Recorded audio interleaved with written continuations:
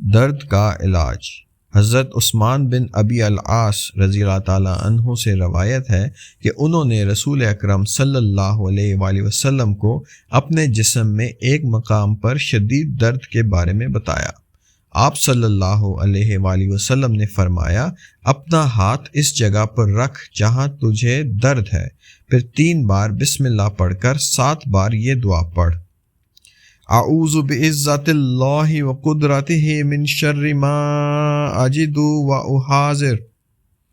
ترجمہ: میں اللہ تعالیٰ کی عزت اور قدرت کے ساتھ ہر اس چیز کی برائی سے پناہ مانگتا ہوں جو میں پاتا ہوں اور اس سے بچنا چاہتا ہوں۔